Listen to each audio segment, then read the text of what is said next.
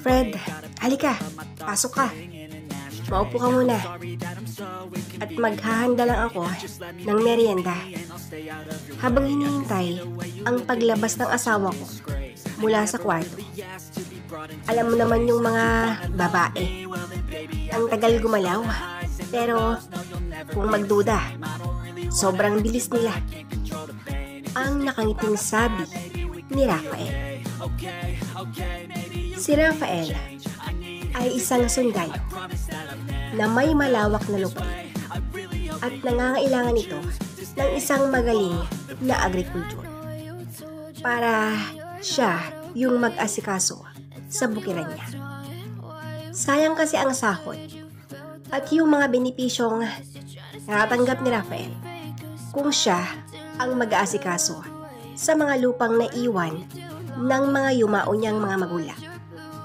Si Fred naman ay kilalang magaling na agrikultur sa kanilang probinsya. Kaya siya na yung kinausap niya. Nagkasundo naman sila sa presyo at heto na. Dumalaw na si Fred sa bahay ni Rafael para makilala niya ang asawa ng sundalo at para makita rin niya yung lupain ni Rafael. Masayang nag-uusap ang dalawa nung lumabas na si Anita mula sa kwarto. Naka-makeup at napaka-sexy ang suot nito na tila ba pupunta sa bar. Sa ganitong pag-aayos ni Anita, nasanay na si Rafael na asawa niya. Kasi mula noon, ganito na siya. Kaya lang, kung si Rafael ay nasanay na, kabaliktaran nitong si Fred. Dahil nagulat siya sa ganitong ayos niya. Sa pagkagulat ni Fred, hindi yun naitago sa mag-asawa.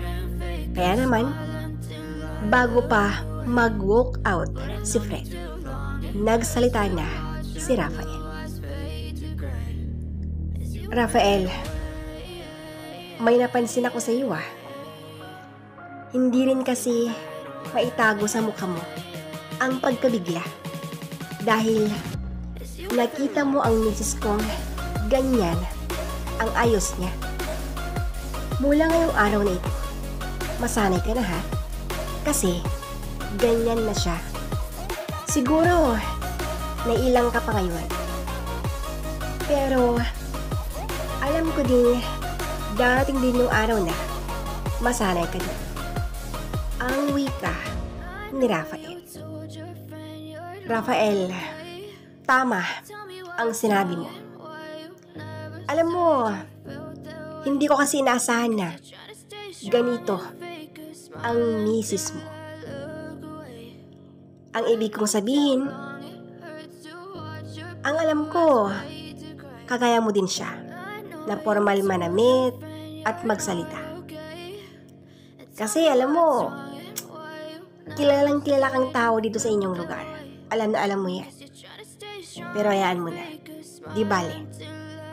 Siguro nga, sanay na yung mga tao sa asawa mo.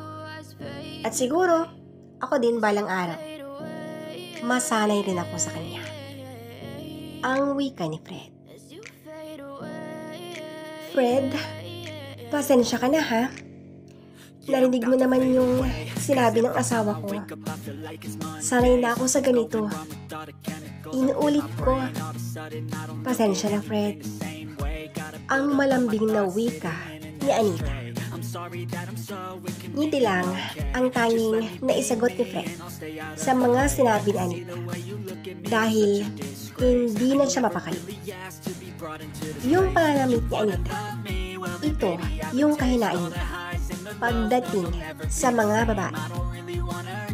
Madalang lang siyang nakakita ng ganito dahil palagi siyang nasa bukiran. Pakiramdam ni Fred, nag-iinit na ang buong katawan niya habang pasulyap-sulyap niyang tinitingnan si Anita. Kahit anong gawin niya, hindi niya kayang pigilan ang sarili niya. Sa madaling salita, unti-unting nabubuhay ang pagka-interes niya sa babae. Ganito ang pagkatao ni Fred. Napakarupok niya pagdating sa mga babaeng halos wala nang suot na damit. Balisang-balisa si Fred sa kanyang kinaupuan nung napansin yun ni Anita. Fred?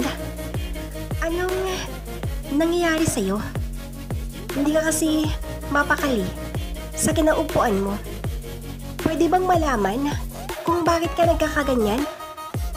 Ang pilyang tanong ni Anita. Kahit alam na niya ang dahilan kung bakit hindi mapakali si Fred. Anita, wala naman. Sige, uuwi muna ako. At siguro, babalik ako bukas or mamayang hapon. Ang sambit ni Fred. Aalis ka na, Fred? Paano yan? Ngayon na sana kita sasama sa bukiran eh. Bukas na kasi ang pag-alis ko. Kaya, pwede bang mamayang hapon ka na lang umuwi? Kung wala kang pupuntahan, baka pwede mo naman akong pagbigyan. Ang pakiusap ni Rafael. Okay, sige. Oo na. Walang problema, Rafael. Yan na lang ang tanging naisagot ni Fred. Pero, sa katunayan, kanina pa siya nagtitindig. Nung mga sandaling yun, sumakay sila sa kotse. Tatlo silang pumunta sa malawak na lupain ni Rafael. Bukod sa malawak na lupain, may mga punong kahoy at meron ding bodega. Ginagawa nila to para sa mga abono, binhi, at kung ano-ano pang kagamitan na nasa loob ng bodega. Pagkatapos nilang mabisita ang lupain, umuwi na si Fred. Dala ang alaala niya sa asawa ni Rafael. Hindi pa rin kasi makapaniwalang bagets ang babaeng makikita niya. Kinabukasan, nakatanggap ng tawag si Fred mula kay Rafael. Fred, mag-duty na ako. Kung may kailangan ka, sabihin mo lang kay Mrs. Nag-iwan na ako sa kanya ng pera para sa bukiran. Mahigpit ang head namin. Kaya baka ilang buwan din bago ako makauwi ulit. Ikaw na ang bahala ang wika ni Rafael. Sige Rafael, walang problema. Total, nag-meet na kami ng asawa mo. Sige, mag-ingat ka doon. Ang sagot ni Fred. Nung narinig niya ang sinabi ni Rafael, parang nabuhayan ng loob si Fred. Nung nalaman niyang aalis na si Rafael. At hindi lang yan, mas lalong may nabuhayan nung narinig niyang wala nang bantay ang babaeng isang gabing bumabagabag sa buong pagkatao niya. Sa kabilang banda naman, magpapakitang gilas si Fred kay Rafael para hindi siya maghanap ng ibang katiwala. Excited na nga si Fred para maumpisahan na ang pag-aayos sa mga bukiran. 8 tao ang kinausap niya para may tutulong sa kanya. At gaya nga ng bili ni Rafael sa kanya, pumunta siya sa bahay nila para kumuha ng budget para sa bukiran. Nung nakarating na sa bahay nila Rafael, nag-doorbell si Fred. Pagkalipas ng ilang segundo, lumabas si Anita. Bagong paligo ito. Bakat ang suot nitong damit. Hey Fred, ikaw pala. Halika, pumasok ka. Ang sabi ni Anita. Anita, hindi na ako magpaligoy-ligoy pa ha. Nandito ako para kumuha ng budget. Siguro naman nabanggit na ni Rafael bago siya umalis. ang nakayukong sagot ni Fred. Oo, Fred. Nabanggit nga niya sa akin ang tungkol dyan. Halika, pasok ka muna kasi. Doon ko na iaabot ang pera. Mahirap naman kasi pag dito lang. Ang sambit ni Anita. Pumasok na nga ang dalawa at napansin ni Fred ang dalawang kasambahay na nakatingin sa kanya. Ngumiti ang isa at yung isa naman halatang iba yung pagkakatitig niya. Hindi pinansin ni Fred ang kinikilos ng dalawa. Ayaw niya kasing magtagal doon. Baka mamaya hindi na siya makapagpigil pa. Lalo na at ganon ang suot ni Anita. Fred, maupo ka muna. May kukunin lang ako sa kwarto. Ang sambit ni Anita. Umupo na nga si Fred at tahimik lang niyang hinintay si Anita. Maya-maya pa ay lumapit ang dalawang kasambahay. Pogi, ikaw bang bagong katiwala? Mag-ingat ka ha. Baka magaya ka din sa mga nauna. Mag-ingat ka sa madam natin. Baka mamaya iba ang ipapaararo sa'yo. Ingat ha, Pogi. Ang wika ng isa sa kanila. Ha? Anong sinasabi mo? Anong ibang aararuhin? Ang nagtatakang tanong ni Fred. Hoy, kayong dalawang muchacha, anong ginagawa niyo rito? At ano yung mga sinasabi niyo kay Fred? Oras ng trabaho, kaya pwede ba magtrabaho na kayo? Ang galit na sigaw ni Anita. Sandali lang, Anita. Huwag mo muna silang paalisin. Hindi pa nila sinasagot ang tanong ko sa kanila. Ang tura ni Fred. Pogi, si madam na lang ang tanongin mo. Sige, maiwan ka na namin. Ang wika ng dalawang kasambahay. Umalis na ang dalawa at umupo naman si Anita tabi ni Fred. Anita, ano yung mga sinasabi nila? Alam mo ba kung ano yung mga sinabi nila? Sinabi lang naman nilang mag-ingat daw ako sa'yo. Bakit? Sino ka ba talaga? Bakit ganun ang sinabi nila? Ang tanong ni Fred. Fred, kung ano man ang sinabi nila, huwag mong isipin yun. Wala yun. Sige, ganito ang gagawin natin ha. Huwag ka nang pupunta dito. Magkikita na lang tayo sa bodega. Mamayang gabi, pupunta ako dun. Yung budget naman na sinasabi mo, mamayang gabi ko na lang ibibigay. See you there. Sige na. Pwede ka nang umalis. Ang sambit ni Anita. Tumayo na nga si Anita at agad na siyang pumasok sa kanyang kwarto. Si Fred naman, umalis na rin siya. Gusto niyang kausapin yung mga kasambahay. Pero napapalibutan ng CCTV ang labas at loob ng magarang bahay. Ayaw rin niyang madehado ang mga kasambahay. Kaya mas minabuti na lang ni Fred ang umalis. Pagsapit ng gabi, agad na siyang nagtungo sa bodega. Tahimik na doon pagsapit ng gabi. Pumasok na nga si Fred sa bodega at laking gulat ito nung nakita niyang nandun na nga si Anita. Anita, bakit pa dito? Nasaan na yung pera? Ang wika ni Fred. Fred, easy lang. Ano ka ba? Masyado kang nagmamadali? Oh, inom ka muna. Habang nag-uusap tayo, ang sambit ni Anita. Napapakamot ang ulo si Fred dahil sa sinabi ni Anita.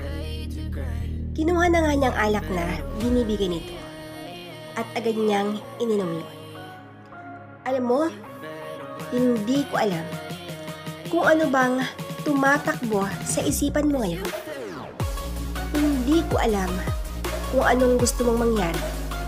Ang tura niya. Fred, kung ano man ang nasa isip ko ngayon, hayaan mo na lang at sana pagbigyan mo. Wala ang asawa ko at gaya ng sinabi niya sa'yo. Ilang buwan na naman bago siya bumalik. Ito naman yung ginagawa ng mga taong malayo sa asawa, di ba? Alam mo na ang ibig kong sabihin, ang sagot ni Anita. Anita, ba't ka ba ganyan? Hindi mo na ba mahal ang asawa mo? Hindi mo ba iniisip yung kalagayan niya ngayon?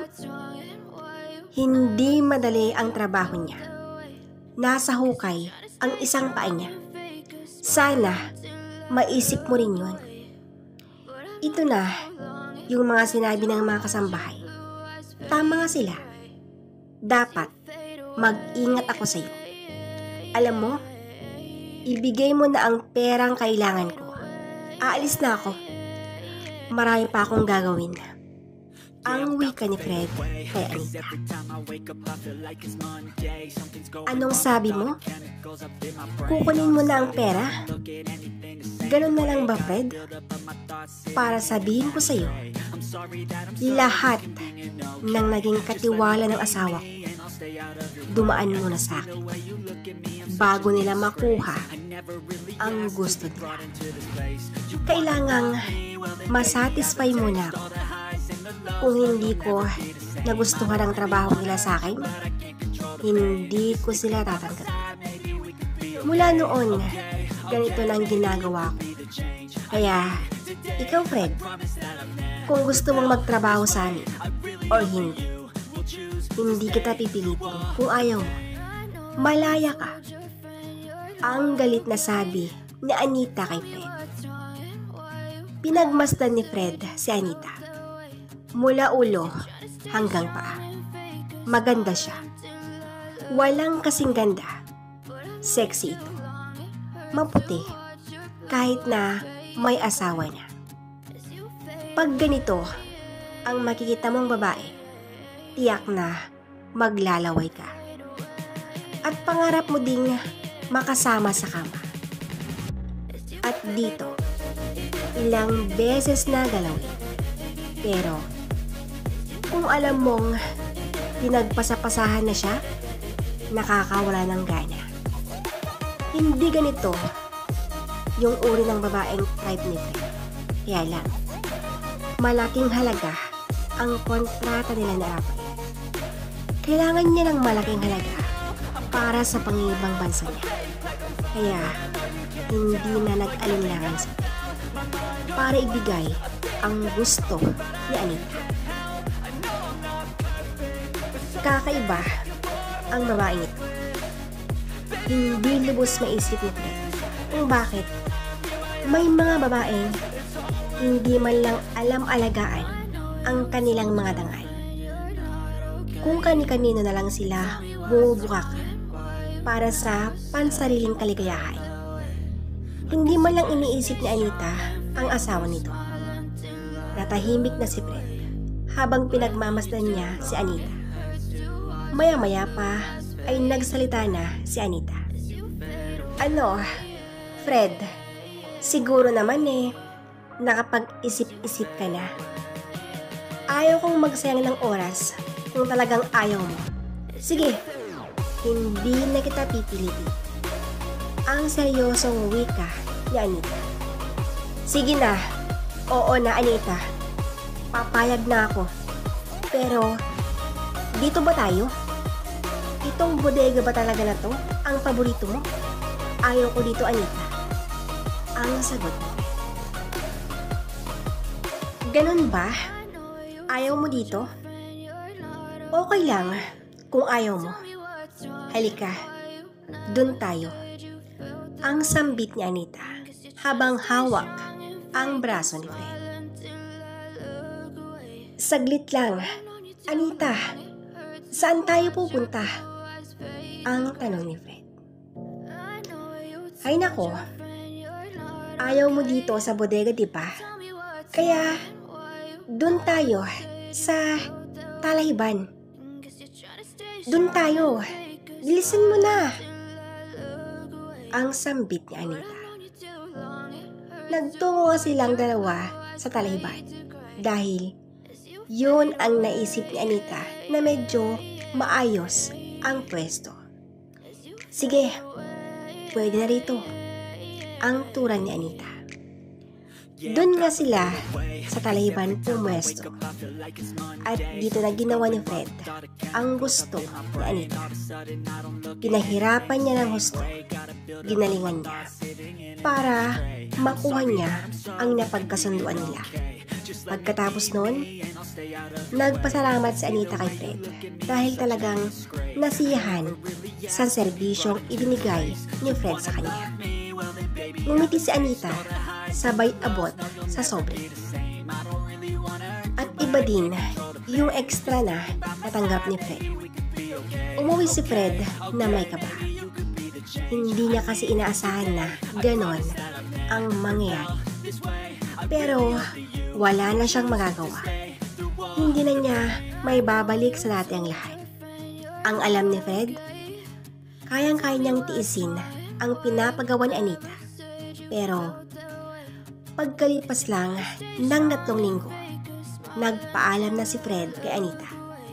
Ang sabi niya, hindi na raw niya kayang makipagplastikan pa. Sa sinabi ni Fred kay Anita, tinanggap ni Anita ang buong buo. Kahit na labis-labis itong nanghihinaya dahil sa husay nito.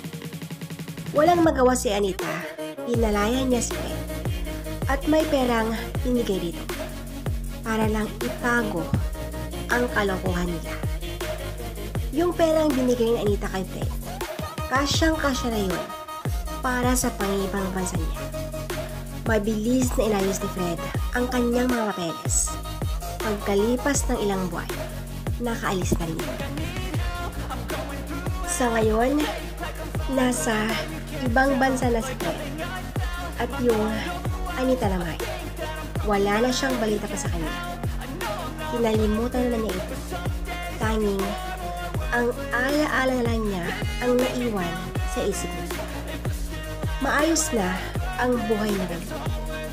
Kahit na may mga pinagdaanan din siyang hindi niya makakalimutan.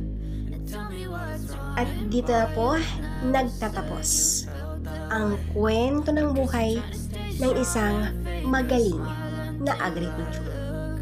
Maraming salamat po sa inyong pakikinig.